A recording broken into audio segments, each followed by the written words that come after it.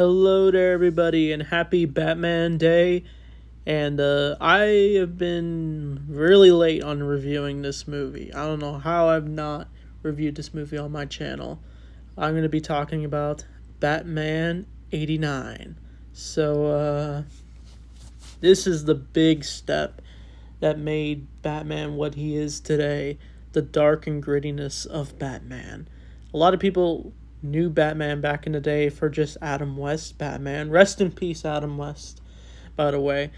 But once Tim Burton was given the director's seat for this movie, the whole Batman lore, just everything is known because of this movie.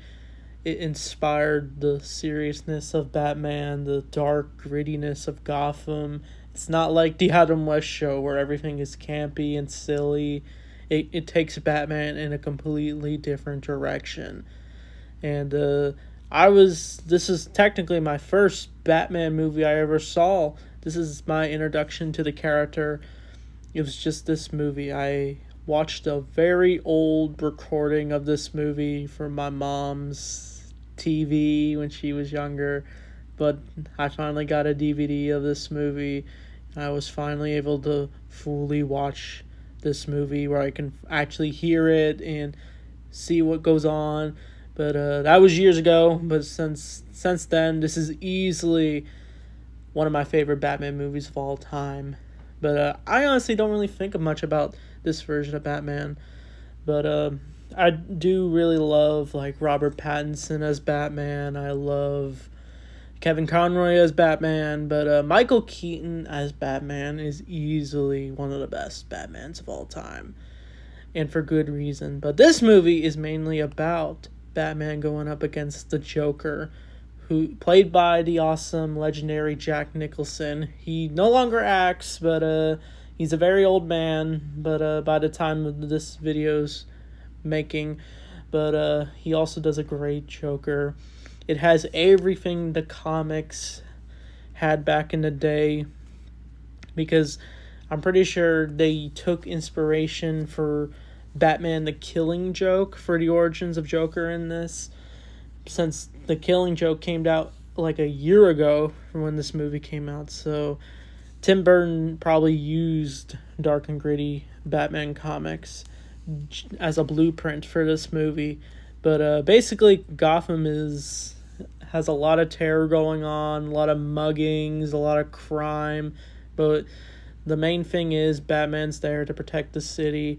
And probably my favorite scene in this movie, one of them, is where a group of thugs, after mugging a family, Batman shows up in the costume and he just pulls out his cape and just takes out the goons and says, "I'm Batman." And Michael Keaton just killed it as this role. But people said he didn't fit the role of Batman. He just didn't look the part. But they surprised him. Michael Keaton did surprise the audience once he did put on the cape and cowl. But we also meet the reporter Vicky Vale. I forget who she's played by. I do have the cast pulled up. It's Kim Kardashian. So I forgot her name wrong. But she's Vicky Vale. She's mainly the reporter of Gotham, like how Lois Lane is the reporter in Metropolis for Superman. But Vicky, a lot of people don't like Vicky Vale for some reason. They say she screams too much, and that's really it for her character.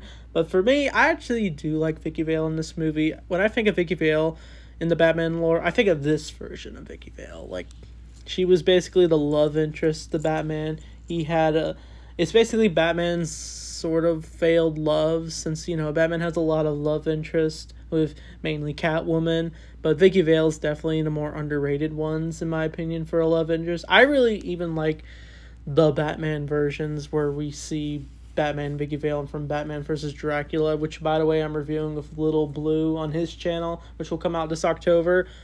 But Vicky Vale mainly is trying to investigate the various crimes going on. But this is where we meet Jack Napier, played by Jack Nicholson, who is running the streets of Gotham's crime. But it isn't until he goes to I don't think it's called Ace Chemicals in this version of Batman, But basically, he takes over the Ace Chemicals after getting a tip from his boss about it. And he basically takes over it and tries to steal a bunch of stuff there until Jim Gordon shows up. I forget whose Jim is played by, but let me look. Pat Higgins. But Pat Hinkles, my bad. But yeah, he's okay as Jim Gordon. I felt he didn't do much as Jim Gordon. I do like Gary Oldman as Jim Gordon. But I wish we could have maybe saw Jim Gordon and Batman interact in these two movies. And he did return to play Jim in the other two Batman movies, Batman Forever and Batman and Robin. But yeah, I thought he was okay as Jim. But he basically shows up and gets threatened by Joker's goons until Batman shows up and Batman's able to take down the goons. And I just love how badass Batman is. He just smacks each criminal and one tries to sneak up on him and he just punches him in the face behind him. It's just so badass.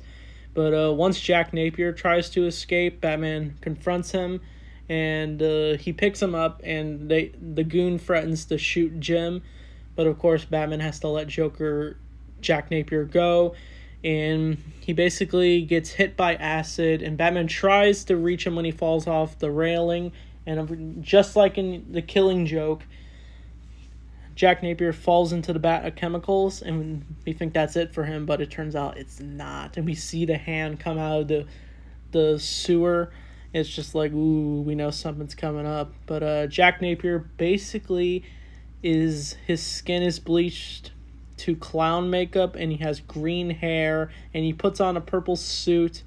And probably my favorite introduction of the Joker is in this movie, where he says, "You can call me Joker." And as you can see, I'm a lot happier. And he basically shoots his boss when he meets up with him back at his lair, his building or whatever. But during all this, Batman basically has a date with Vicky Vale after meeting her at a party. And I remember Chris Stuckman saying how he doesn't really care for Michael Keaton's Bruce Wayne. But I actually do like his Bruce Wayne. I mean, we don't see it too much since we see a lot more Batman in this. But I like how Bruce basically just uses I like how Vicky acknowledges that Bruce being rich and having a bunch of famous stuff at his party is just, she says it just doesn't seem like him. He seems completely different. And this is ironic since he is Batman.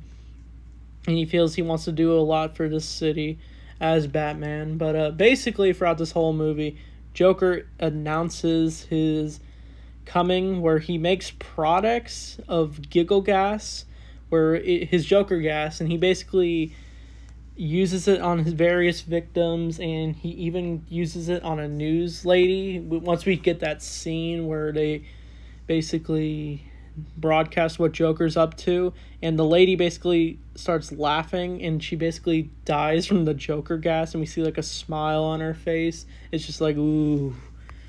But Batman's trying to do his best to track down the Joker.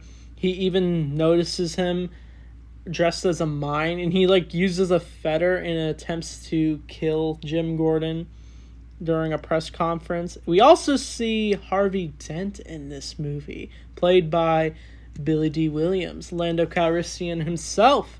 I was honestly surprised Billy D. Williams is in this movie. This is his only appearance in Batman, and he doesn't become Two-Face at all in it. But honestly, if Tim Burton continued to do Batman, we probably would have saw Billy D. Williams as Two-Face. But Billy D. did go on to play Two-Face in the Lego Batman movie, at least, years later. But I thought Billy D. Williams has definitely fit the role for Harvey Dent. It's just, it's a good, I think he's got a lot of charm to him to play a Harvey Dent and see him become Two-Face. I wish we could have gotten a story like that. We probably did get it in the Batman 89 comic, but I don't know, I haven't read it yet. Maybe I will one day. But Batman basically encounters more of Joker's schemes, and the big thing that does happen in this movie is where Joker tries to visit Vicky Vale at a museum where Joker is just destroying various famous paintings, and has his goons to help him out. And Vicky's there, and she puts on a gas mask when Joker basically gasses the whole building. And Batman basically shows up with his grappling hook, and that was definitely meant to sell toys, and it looked like a cool like gadget for Batman. The best thing is Batman using his gadgets in this movie. It just looks really good. But Batman's able to save Vicky in the museum, and Joker's like, where does he get those toys? And we actually see the Batmobile in this movie when Batman gets chased by Joker's goons, and the Batmobile just looks awesome in this movie. This is probably my favorite Batmobile. When I think of Batmobiles, this is how I picture it. It just looks so awesome. And once Batman does don the Batmobile, he basically zooms out of there with Vicky until they encounter more goons on the rooftops. Well, no, basically Batman goes to the rooftop with Vicky, and he basically falls down onto the criminals, and they actually almost unmask him until Vicky's able to take a picture to distract the criminals, and they even try to shoot her until Batman's able to take out the goons. And then the two are basically able to go back to the Batcave, and we actually see the Batcave. I wish we could have gotten more scenes where we saw the bigger layout of the Batcave. It just looks like a giant just man cave, basically. That's basically the Batcave. But yeah, and Batman and Vicky do have a little talk about the difference between Batman and the Joker, where Batman says he's trying to help the people of Gotham, and Vicky thinks that people think Batman and the Joker are really the same, but it's really not for Batman. But basically he knocks out Vicky and takes her home. But I also forgot to mention, probably my favorite live-action Alfred is Michael Gough as Alfred. Rest in peace. He died years ago, but he's probably the most charming Alfred. And you just feel his chemistry with Bruce. Like, he's just this nice butler who helps Bruce Wayne around the mansion, and he just is supportive for Bruce becoming Batman. Michael Gough definitely killed it as Alfred. But yeah, there's a bunch of good live action Alfreds. I do like Jeremy Irons from the DCEU's who played Alfred. I do like Michael Caine as Alfred, the wise mentor for Christian Bale Batman. But when I think of Alfred, I think of Michael Gough's Alfred. But the main thing Joker plans to do is to gas the whole city, and he's got like a bunch of like balloons. But the main thing that before Joker does all this, he does visit Vicky Vale at her house, and Bruce is there, and he tries to explain things, but of course Vicky ain't buying until Joker shows up, and it actually jump scares her. And basically Joker just starts acting creepy. He has like a shell mask, which he got from some lady he hangs out with. And I thought she was Harley Quinn at first, but I realized she wasn't.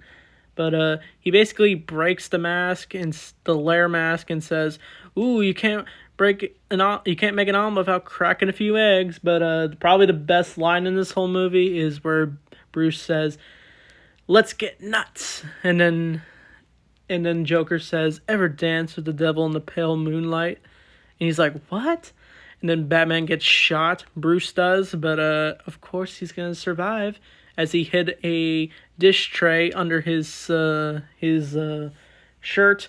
And Vicky's able to piece together who Batman is, and with the help of her reporter friend, I forget his name, but he was basically a dude who works at the Gotham news place with Vicky Vale, and she's able to just piece together by seeing Bruce deliver flowers at the spot where his parents were murdered. And we actually do see Batman's origin in this movie, where the parents get shot. But if you don't know, in the usual lore, it's Joe Chill who kills Batman's parents. But in this version, it's revealed to be Jack Napier who murdered Bruce's parents. It's actually a really dark scene, seeing young Bruce just stare as his parents were brutally murdered, and then see Jack Napier smile creepily and say, "See you around, kid." And then Bruce is able to just piece together who Jack Napier is and the Joker. Since Joker in the comics his name is unknown. We don't know who the Joker is, and it makes the character more mysterious in that way. But Vicky's able to piece together who Batman is, and I'm surprised Alfred just lets Vicky in the Batcave. And I always, even as a kid, I wondered how did she get into the Batcave? Why is she allowed to go in there? But basically, she's gonna go back to Gotham during a ceremony or whatever. But it's interrupted by the Joker, and like I said earlier with the balloons, he basically we basically hear like a music video from Prince, who actually did a music video for this movie at the time, and we see all the Joker balloons, and he's basically just announcing all the chaos he's about to commit. And this is where we get a scene with the Batwing, and it actually looks super cool. I bet a bunch of kids back in the day wanted to play with that Batwing back in the day. But basically Batman's able to take the balloons away from blowing up Gotham, and it pisses off Joker so much that he kills his goon, Bob. I forgot to mention Bob. And it's sad that Bob just gets randomly murdered by Joker. Even though Bob was a criminal, he didn't deserve to get shot. But basically, Joker kidnaps Vicky Vale at a church, an old abandoned church, and the finale basically takes place in the church. Batman has to go through various random criminals, and he actually takes a beating. It's really tough for him to take down the various criminals. I forgot to also mention, we also hear the Joker's theme, and probably the best Batman theme in this movie is that iconic score by Hans Zimmer, who collaborated a lot with, I think it was Danny Elfman. I'm getting the composers mixed up, so sorry. But probably the most iconic scene is where the Batwing does go into the sky, and it forms like a bat symbol on the moon. I thought that scene was cool, but yeah, the music just really works for this movie. But Batman's able to take out all the goons until he finally meets up with Joker and says, "Ever dance with the devil in the pale moonlight?" And he just punches Joker in the face onto the bell. And that's definitely a beating.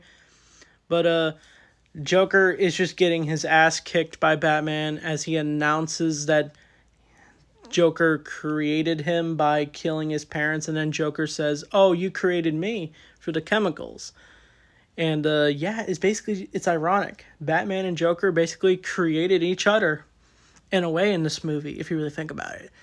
But basically, Joker's going to make his escape plan on his helicopter, and he's going to jump onto the ladder of it. But Batman does the bare minimum as he was thrown off the building with Vicky. He basically grapple hooks Joker's foot to the gargoyle statue, and Joker basically just falls to his death. And some people think it's weird that Batman kills in this movie, since I think this is a different interpretation of Batman, and I think it works really well with this style that Tim Burton wanted to tell. But Joker basically dies, Gotham is saved, and Batman gives a bat symbol to the police, and they light up the bat symbol, and the movie ends with Vicky going with Alfred on a ride, and that's the last we see of Vicky, since she doesn't return in Batman Returns. How ironic. And we get that iconic shot of Batman in the sky. Probably my favorite Batman scene in a movie. But that's Batman 89. It's a really good Batman movie. I don't think it's my favorite, I gotta be honest. I think it would definitely be the top 2 for me, since this is what got me into the characters. The reason why I love Batman so much, there's so much lore behind it, psychology behind it. My favorite Batman is definitely the DCAU Batman, but this Batman holds a special place in my heart. I definitely give this movie a 10 out of 10. It's just that good to me. I know I said it's not my favorite Batman movie, but like I said, it's definitely the top for me. So I hope you enjoy your Batman day. So I definitely will talk about the other Batman movies in the future. Maybe when The Batman 2 comes out finally. So I'm excited to talk about that. So anyway, thanks for watching. I'll see you all next time.